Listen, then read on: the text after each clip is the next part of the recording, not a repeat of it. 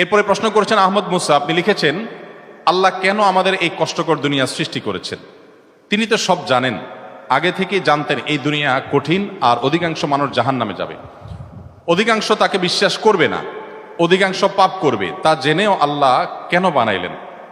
অনেকে চিন্তার স্বাধীনতার কথা বলেন যে আল্লাহ স্বাধীনতা দিয়ে পাঠাইছেন, তাই পাপ করলে দোষ মানুষেরই, কিন্তু আল্লাহ তো এটাও জানতেন যে স্বাধীন হলেও অধিকাংশ মানুষ পাপই করবে, তাহলে কি বলা যায় আল্লাহ জাহান্নামে যাওয়ার জন্যই আমাদের বানাইছেন? এটা কি জুলুম না? ভাই আহমদ মুসা, এই প্রশ্নটি আপনার মতো আরো হয়তো অনেকের। আমরা এই প্রশ্ন উত্তরে অনেক দীর্ঘ আলোচনা করতে পারলে ভালো হতো, কিন্তু আমাদের হাতে সে সময় নেই। আমি খুব সংক্ষিপ্তভাবে বলার চেষ্টা করি। প্রথমত, আল্লাহ সংক্রান্ত যত প্রশ্ন আছে আমাদের, এই বেশিরভাগ প্রশ্নের গোড়ায় একটা বড় ধরনের গলদ আছে। সে গলদটা হলো, আমরা আল্লাহকে আমাদের মতো ধরে নিয়ে প্রশ্ন করি। অর্থাৎ আমি আপনি সাধারণ মানুষ সৃষ্টি, আমাদের যে সীমাবদ্ধতা আছে, আমাদের যে জায়গাটা আছে, আল্লাহ রাব্বুল আলামিনকে সেই জায়গায় বিবেচনা করে আমরা প্রশ্ন করি। এটা হলো প্রশ্নের গোড়ায় গলদ।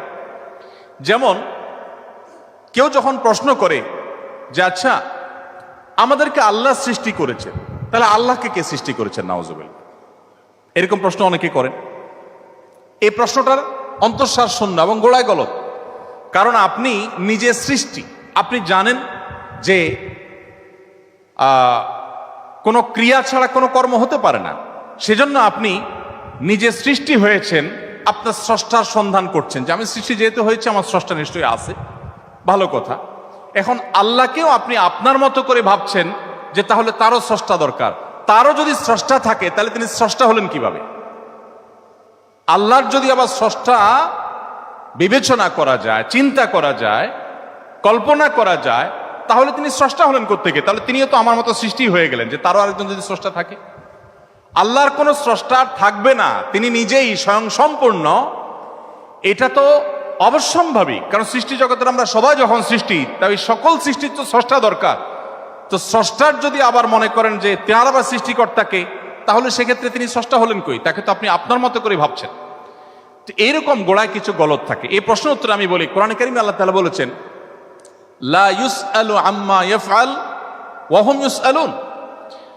মহান আল্লাহ তাআলা তার নিজের সত্তা সম্পর্কে বলছেন, তিনি যা কিছু করেন তার এই সমস্ত কাজের জন্য কারোর কাছে তিনি জবাবদিহি করতে বাধ্য নন, কারণ তিনি তো মহান সৃষ্টিকর্তা, তার তো কোনো স্রষ্টা নেই, তার উপরে কেউ নেই, তিনি কার কাছে জবাবদিহি করবেন? তার কোনো কাজের জন্য তিনি কারোর কাছে জবাবদিহি করেন না, কিন্তু সবাইকে তার কাছে জবাবদিহি করতে হয়।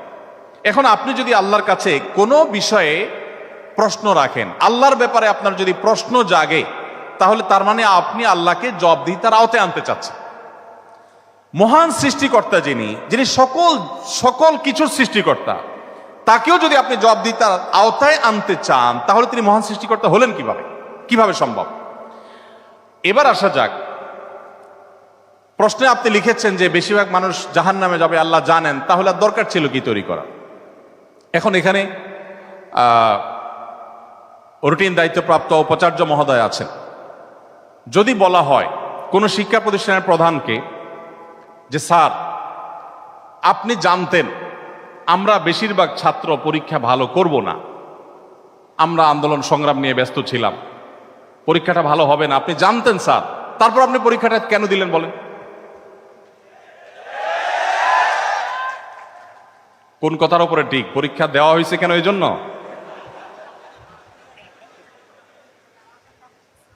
এই প্রশ্নটা যদি করা হয় কোন শিক্ষা প্রতিষ্ঠানের প্রধানকে যে স্যার, বেশিরভাগ ছাত্র আমরা ভালো ছাত্র না, ভালো ছাত্র সবসময় কমই থাকে সংখ্যা, এটা আপনি জানেন স্যার, তারপর আপনি পরীক্ষাটা কেন নিলেন? স্যার যদি পাল্টা প্রশ্ন করেন, পরীক্ষা যদি আমি না নিতাম, তাহলে তোমরা বলতো স্যার আমরা পরীক্ষা দিয়ে দেখতেন, সবাই পারতাম। এই কথা বলার অপশন থাকতো কি থাকতো না? স্যার আপনি পরীক্ষা দেন নাই কেন? আপনি দিতেন, দেখতেন আমরা কি পরিমাণ যোগ্য, কি পরিমাণ পড়াশোনা আমরা করেছি, আন্দোলন করেছি, তাতে কি হয়েছে? পড়া পিছিয়ে নেই, আমরা সব ক্ষেত্রে আগে আছি, এর ফাঁকে ফাঁকে আমরা পড়ালেখা করেছি। তাহলে আল্লাহ রাব্বুল আলামিনকে আপনি একই প্রশ্ন করতে চাচ্ছেন যে আল্লাহ বেশিরভাগ মানুষ তো জাহান্নামে যাবে, আপনি জানেন, তাহলে সৃষ্টি করলেন কেন? এখন মানুষকে যদি আল্লাহ তাআলা এই অনুভূতি শক্তি তার সৃষ্টির আগেও দিতেন, তাহলে মানুষ তো বলতো আল্লাহ ফেরেশতাদের তৈরি করেছেন, জিনদের সৃষ্টি করেছেন, আমাদেরকে কেন সৃষ্টি করে ইচ্ছা শক্তি দিলেন না? তাহলে আমরা একটু দেখাই দিতাম। আপনি এই প্রশ্ন তো আল্লাহকে করতে পারতেন। মূলত এই সমস্ত প্রশ্নের গোড়ায় গলত আছে। দেখুন, আল্লাহ রাব্বুল আলামিন যখন মহান সৃষ্টিকর্তা, আপনি একটি পুতুল তৈরি করেছেন, একটি পুতুল তৈরি করেছেন মাটির, দুটি পুতুল তৈরি করেছেন। একটি পুতুল আপনি রেখেছেন, আর একটি পুতুল আপনি ভেঙে দিয়েছেন। এখন আমি যদি আপনাকে প্রশ্ন করি, ভাই কাজটি কি ভালো হলো? একটা পুতুল রাখলেন আর একটাকে ভেঙে দিলেন, কেন এরকম করলেন? আমার এই প্রশ্ন করাটা আপনাকে যদি আমি জবাব দিই, তার আওতায় আনি যে আপনাকে বলতে হবে এটা ইলজিক্যাল কাজ, কেন করলেন? আপনাকে প্রশ্ন যদি আমি করি, এই প্রশ্ন করার কি অধিকার আসলে আমার থাকার কথা? আপনি পুতুলটা সৃষ্টি করেছেন মাটি থেকে, করে আপনার একটা ভালো লেগেছে রেখেছেন, আর একটা ভালো লাগেনি ভেঙে ফেলেছেন। পৃথিবীর কোনো মানুষ আপনাকে জবাব দিয়ে তার আওতায় আনতে পারে? এই অধিকার আছে কারোর? থাকার কথা না। এটা একান্ত আপনার ব্যাপার। আল্লাহ রাব্বুল আলামিন যখন কিছু মানুষকে জান্নাতে দিবেন, কিছু মানুষকে জাহান্নামে দিবেন, জাহান্নামীদের সংখ্যা অনেক বেশি হবে, এই সংবাদ জানার পর আমার মধ্যে তো এই তাড়া কাজ করার কথা, যদি আমাকে জাহান্নামে যেতে হয় তাহলে আমার পরিণতি কি হবে? তাহলে আমি কিভাবে বাঁচতে পারি, কিভাবে রক্ষা পেতে পারি, কিভাবে আমি আল্লাহর কাছে আর্গুমেন্ট করতে পারি, কিভাবে প্রার্থনা করতে পারি, কিভাবে নিজেকে আমি সে শুদ্ধতার পথে রাখতে পারি? আমার তো সেই প্রচেষ্টা থাকবে। সেটা না করে আমি আল্লাহকে প্রশ্ন করছি, আল্লাহ কেন দিবেন জাহান্নামে, বলেন আগে। ব্যাপারটা কেমন হলো? আসলে আল্লাহ সম্পর্কে ধারণা না থাকার কারণে, বা আমাদের মতো করে আল্লাহকে ভাবনা চিন্তা করার কারণে, কল্পনা করার কারণে এই ধরনের প্রশ্ন আমাদের মনে আসে। যেহেতু আমাদের সামনে জান্নাত অথবা জাহান্নাম দুটি পথের একটি, অতএব একজন ইমানদার, একজন বুদ্ধিমান মানুষ, তিনি তার জান্নাতের পথকে সুগম করার চেষ্টা করবেন, জাহান্নাম থেকে বাঁচার চেষ্টা করবেন। তিনি আল্লাহকে প্রশ্ন ছুড়ে দিবেন না। আল্লাহকে প্রশ্ন ছুড়ে দিয়ে কি হবে বলেন? আমি আরেকটা উদাহরণ দেই। ধরুন, আপনি একজন মানুষ, আপনাকে বলেছে দরখাস্ত দিতে, তুমি আমার কাছে দরখাস্ত দাও। আপনি আপনার এলাকার জনপ্রতিনিধির কাছে কোনো একটা কাজ নিয়ে গিয়েছেন, এবং সাথে দরখাস্ত তো নিয়েছেন, সাথে সুপারিশ নিয়ে গেছেন, হাই হ্যালো নিয়ে গেছেন, কাউকে দিয়ে ফোন করিয়েছেন, নানাভাবে আপনি চেষ্টা করে আপনি গিয়েছেন। সেই ভদ্রলোকের অফিসে যাওয়ার পর আপনি অনেক চেষ্টা করেছেন, কাজটা হয়নি। এখন আপনি কিন্তু জানতেন যে আমি দরখাস্ত লেখার নিয়ম আছে সেই হিসাবে লিখেছি, আবার সুপারিশও করেছি, কিন্তু আসলে হবে সেটাই যেটা তিনি চাইবেন, তার এখতিয়ার আছে এটা পাশ করা বা না করা।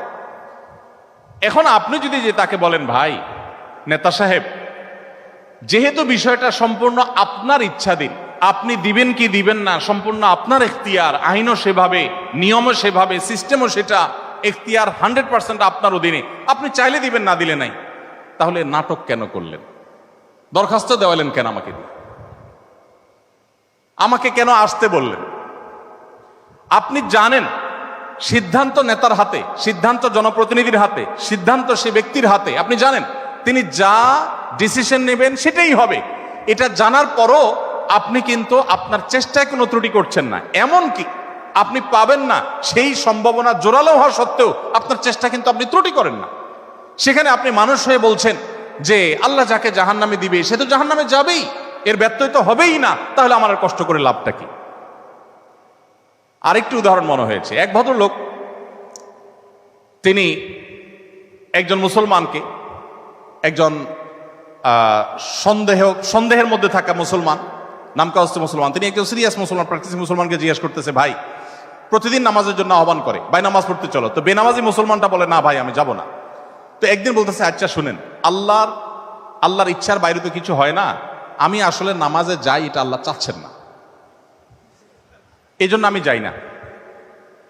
তো যেহেতু আল্লাহর ফয়সালা হয়ে গেছে, আমি যেতে পারছি না, তার মানে আল্লাহ আমাকে যাওয়ার তৌফিক দেন না, সেজন্য যাচ্ছি না।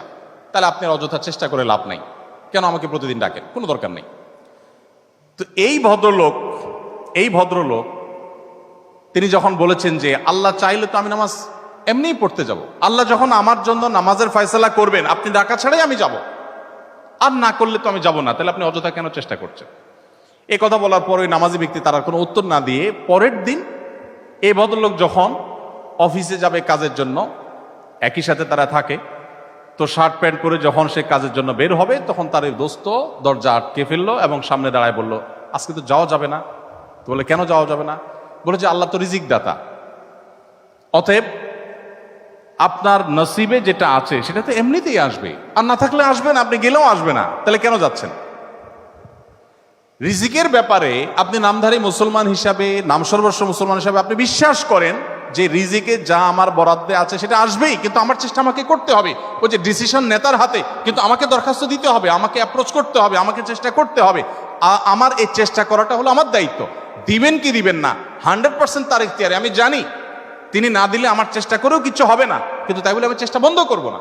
ঠিক একইভাবে আমি জান্নাতের জন্য চেষ্টা করব, এটা আমার কর্তব্য, এটা আমার বাঁচা মরার লড়াই।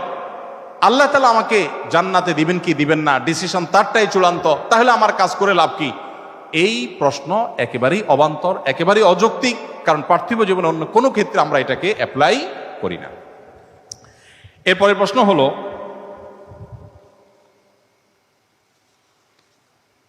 সিন্ডিকেট ও মজুতদারি বিষয় ইসলাম কি বলে, কিভাবে এদের দৌরাত্ম্য বন্ধ করা যেতে পারে? সিন্ডিকেট এবং মজুতদারির কারণে আমাদের দেশে যে ক্রাইসিস চলছে বর্তমানে, এই সমস্যাটা আমাদের দেশে প্রতিনিয়ত কিছুদিন পরপরই দেখা যায়। আমরা গত বছর দেখেছি তরমুজের সিন্ডিকেট, ডিমের সিন্ডিকেট, এখন আমরা দেখতে পাচ্ছি ডিমের পাশাপাশি বিভিন্ন ধরনের সবজি এবং নিত্য প্রয়োজনীয় জিনিসপত্রের সিন্ডিকেট। দেখুন, নবী করিম সাল্লাল্লাহু আলাইহি ওয়াসাল্লাম বলেছেন, লা ইয়াহতাকিরু ইল্লা খাতি। সিন্ডিকেট এবং মজুতদারি যারা করে এরা অপরাধী, এরা পাপিষ্ঠ, এরা পাপাচারী। মুখে লম্বা দাড়ি থাকতে পারে, মাথায় টুপি থাকতে পারে, হজ করতে পারে, দাড়িতে মেহেদি দেওয়া থাকতে পারে, কিন্তু সে আল্লাহর কাছে পাপিষ্ঠ। বহু ব্যবসায়ী আছে যে ক্রাইসিস সৃষ্টি করে দ্রব্যমূল্য বাড়িয়ে দেওয়ার জন্য তিনি এরকম গুদামজাত করেন, তিনি এরকম মজুতদারি করেন, তিনি এরকম সিন্ডিকেট করেন। এবং এই সিন্ডিকেটে যারা জড়িত এদের উল্লেখযোগ্য অংশ আছে যারা মসজিদ মাদ্রাসায় প্রচুর দান করে, হুজুরদেরকে অনেক দান করে, ওয়াজ মাহফিলে টাকা পয়সা দেয়, তারা হজ ওমরা করে, অনেক ভালো ভালো কাজ করে। আমাদের মুসলমানদের, বিশেষ করে বাঙালি মুসলমানদের একটা বড় ধরনের ভুলের জায়গা হলো, আমরা মনে করি ইসলামটা শুধুমাত্র ইবাদত সর্বস্ব একটা ধর্ম, অর্থাৎ ইসলামে ইবাদত ছাড়া বোধহয় আর কিছু নেই। অথচ আপনি ভালো মুসলমান হতে হলে আপনার ইবাদত বন্দেগী যেমন লাগবে, পাশাপাশি আপনার বেচা কিনা, আপনার ব্যবসা বাণিজ্য, আপনার লেনদেন, আচার আচরণ, সব ক্ষেত্রে ইসলামকে আপনার প্র্যাকটিস করতে হবে, তাহলে আপনি ভালো মুসলমান হতে পারবেন না। নবী করিম সাল্লাল্লাহু আলাইহি সাল্লামের এই আদর্শ, এই জীবন দর্শনটাকে না বোঝার কারণে আমাদের দেশে অনেক মুসলমান আছেন, দাড়ি টুপি আছে, ইসলাম প্র্যাকটিসের চেষ্টা করেন, নামাজ পড়েন, কিন্তু তিনি খাদ্যে ভেজাল করেন, তিনি ওজনে কম দেন, তিনি সিন্ডিকেট করেন, তিনি মজুতদারির সাথে জড়িত। তো ইসলামের এই ভুল ধারণা এটি আমাদের ভাঙাতে হবে, এটি একটি কাজ। দ্বিতীয়ত হলো, সিন্ডিকেট এবং মজুতদারির সাথে যারা জড়িত এদের দৌরাত্ম্য দূরের জন্য কঠোর আইন এবং আইনের প্রয়োগ দরকার। আমাদের দেশের মতো খাদ্যে ভেজাল পৃথিবীতে আর কোন কোন দেশে আছে আমার মনে হয় সেটা খুঁজে বের করতে বেশ কষ্ট হবে।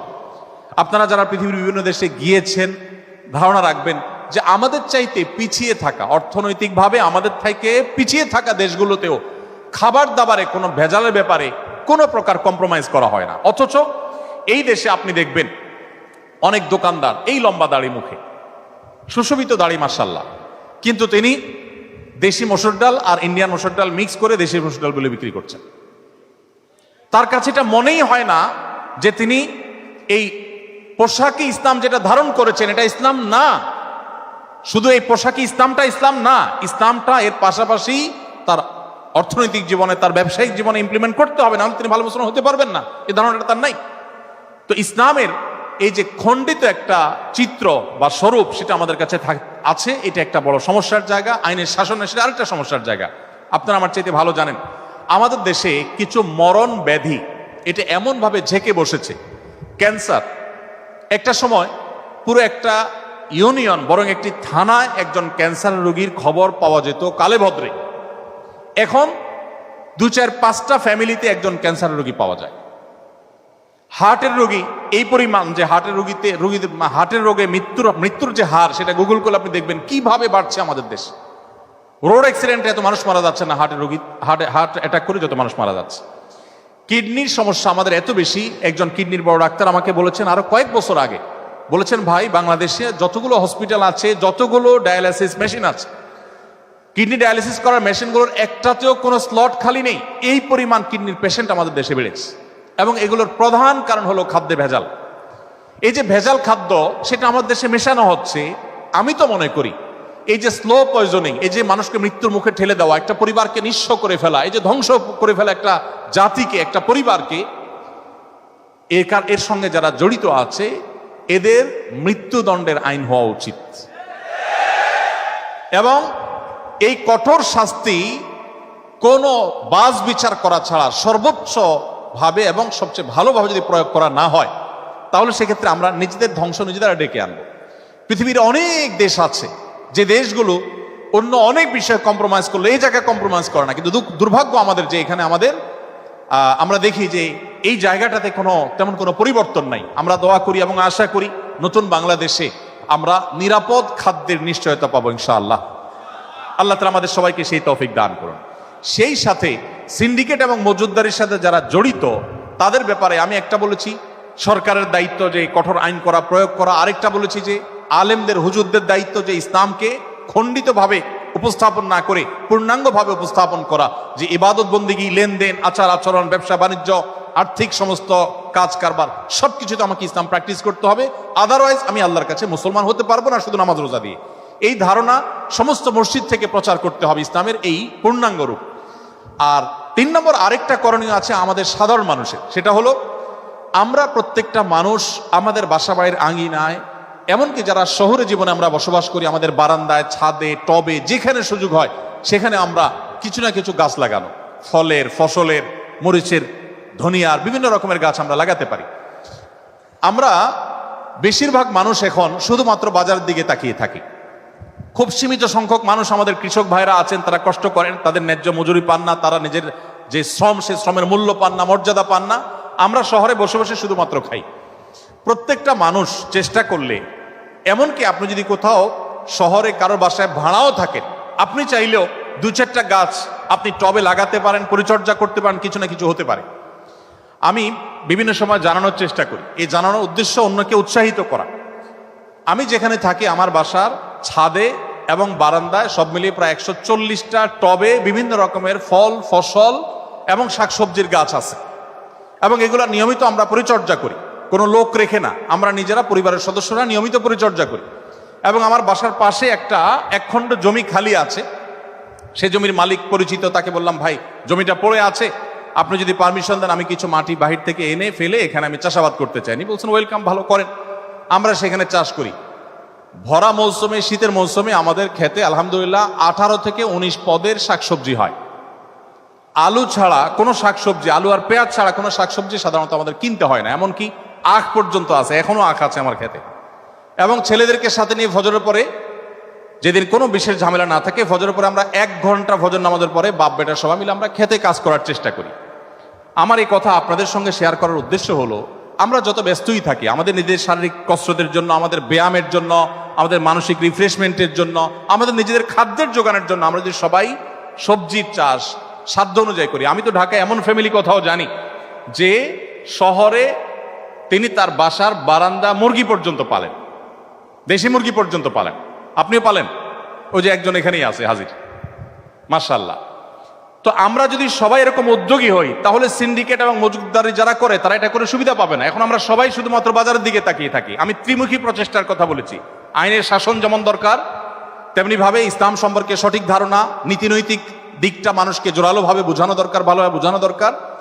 সেই সাথে আমাদের সাধারণ মানুষের করণীয় আছে। আমরা শুধুমাত্র সরকার অথবা ওই অপরাধী চক্রের দিকে তাকিয়ে থাকি যে তারা কবে ভালো হবে।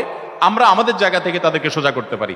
গত বছরের একটা ইস্যু আমার মনে আছে, সোশ্যাল মিডিয়াতে একটা ক্যাম্পেইন হয়েছে যে তরমুজ সিন্ডিকেটকারীরা তরমুজের দাম অনেক বাড়িয়ে দিয়েছে, তাহলে আমরা তরমুজ খাওয়া কয়দিন বন্ধ করে দিই।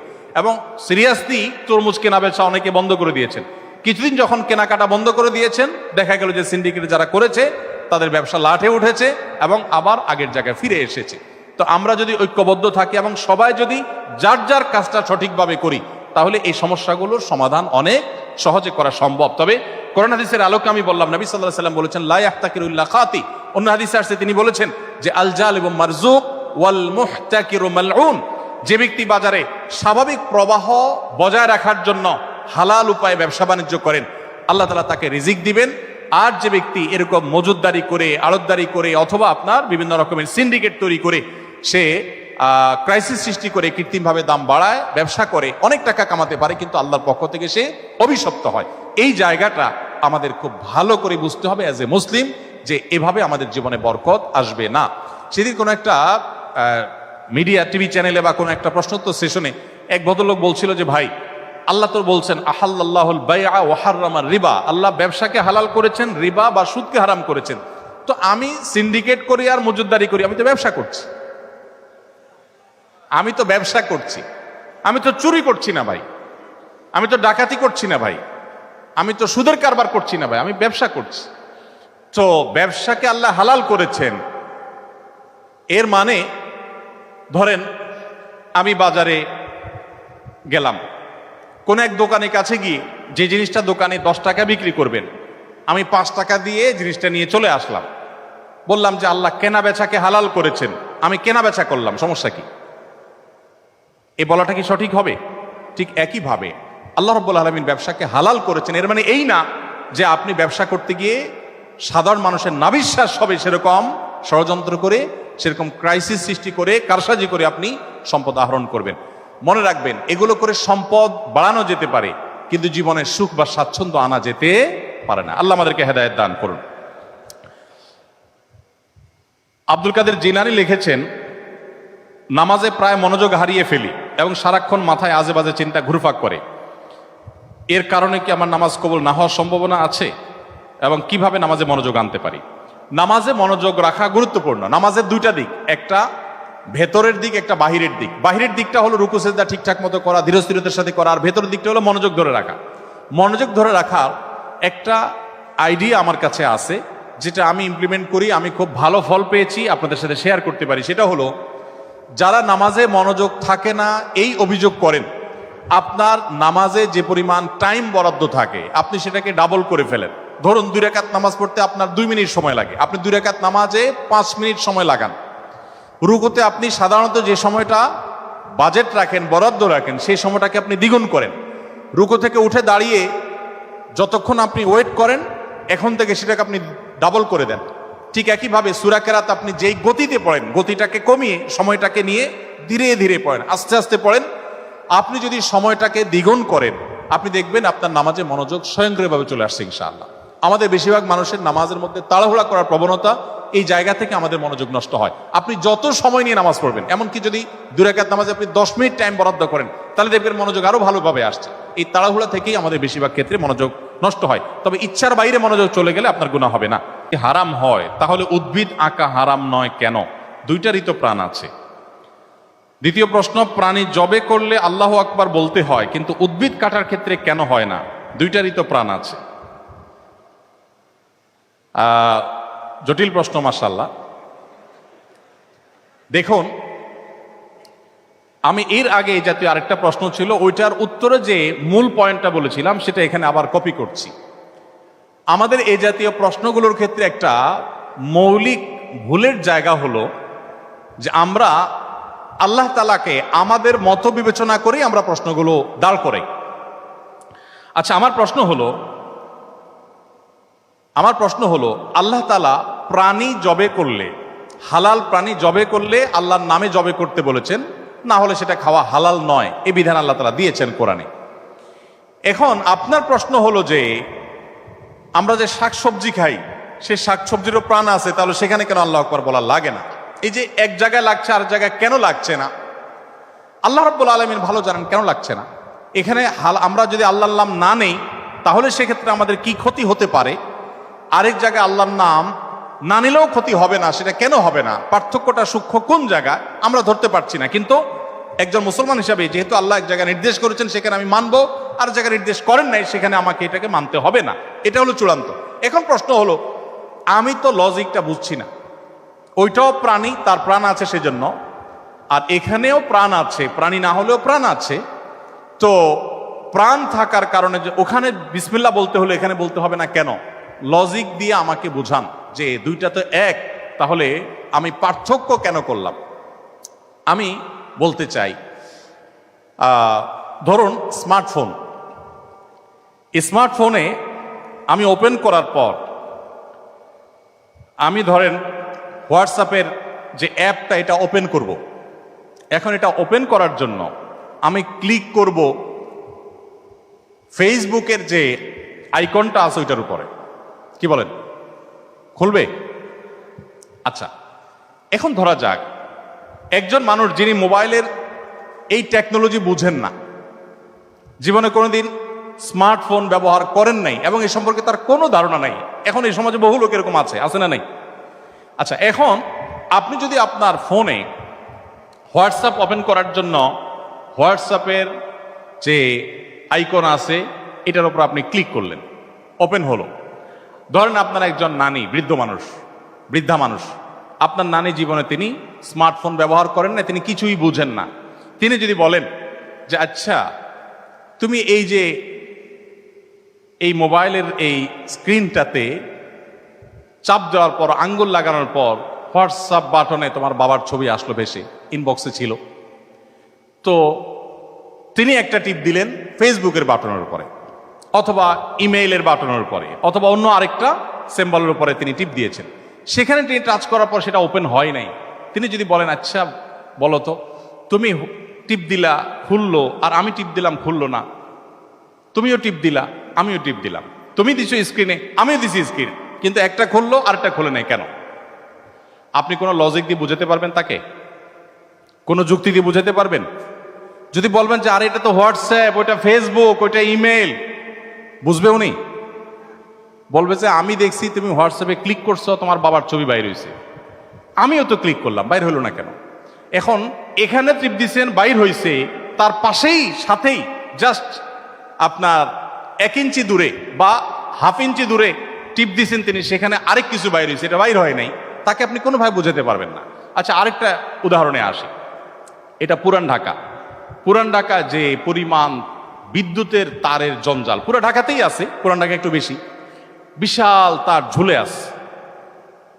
এখন ধরেন একজন মানুষ 100 বছর আগে পৃথিবীতে ছিলেন, আমরা শুধু আলোচনার খাতিরে ধরে নেই যে 100 বছর আগের একজন মানুষ বা 200 বছর আগের একজন মানুষ বিদ্যুৎ আবিষ্কার হওয়ার আগের পৃথিবীতে ছিলেন। তিনি বিদ্যুৎ দেখেন নাই, বিদ্যুতের টেকনোলজি সম্পর্কে কোনো ধারণা নাই।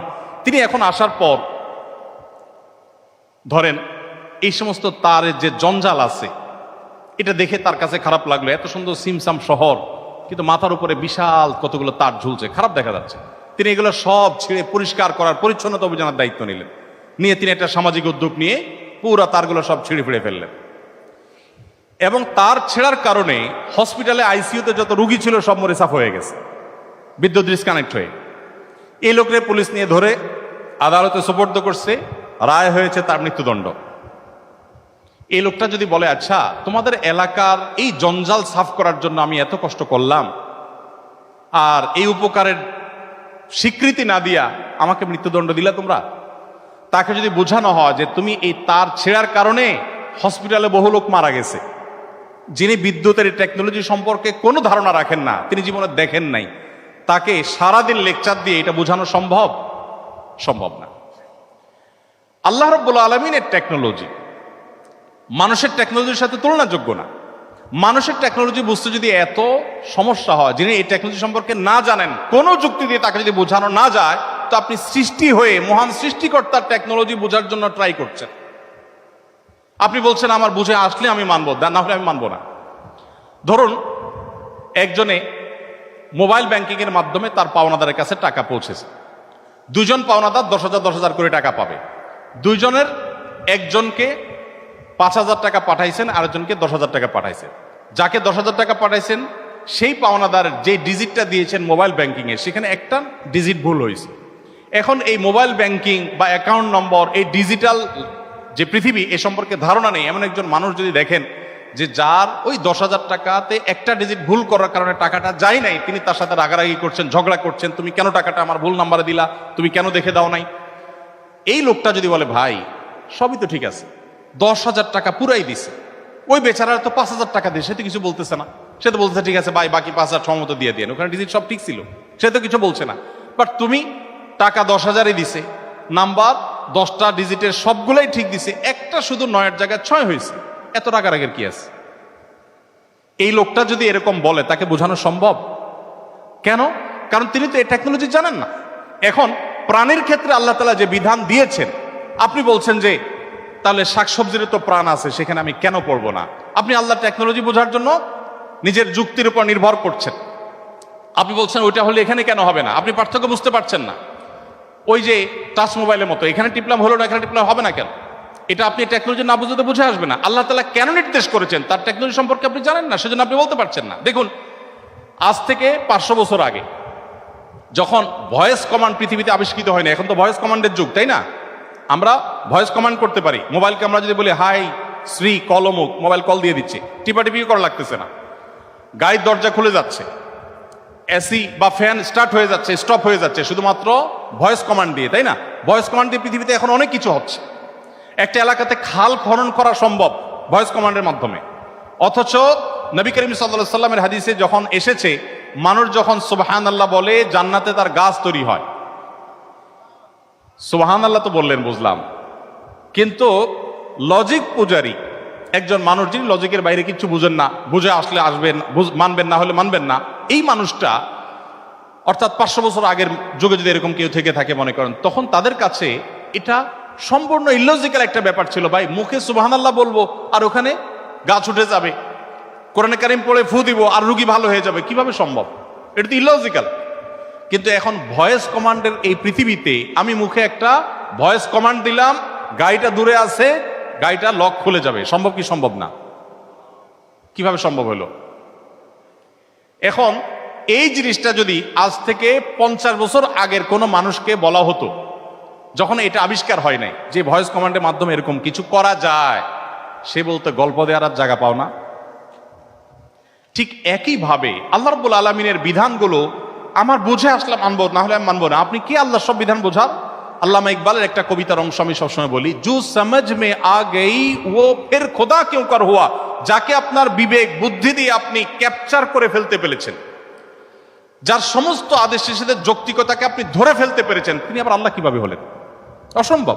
আল্লাহর মানেই তো যে আপনার আমার বিবেক বুদ্ধির, আমাদের যুক্তি, আমাদের লজিক, এগুলো দিয়ে আল্লাহর সমস্ত আদেশের যৌক্তিকতা, যথার্থতা, এগুলো সব কিছুকে হাতড়ে আমরা ধরে ফেলতে পারবো না। তিনি অসীম, তার সবকিছু রহস্য আমরা আবিষ্কার করতে পারবো না। এটাই তো আল্লাহ আল্লাহ হওয়ার প্রমাণ। যার সবকিছু আপনি বুঝে ফেলেছেন, তিনি আবার আল্লাহ হলেন কিভাবে? তিনি তো সৃষ্টি। এই জায়গাতে আমাদের বড় ধরনের ভুল হয়ে থাকে। আমার মনে হয় অনেক দেরি হয়ে গেছে, আমার শেষ করা দরকার।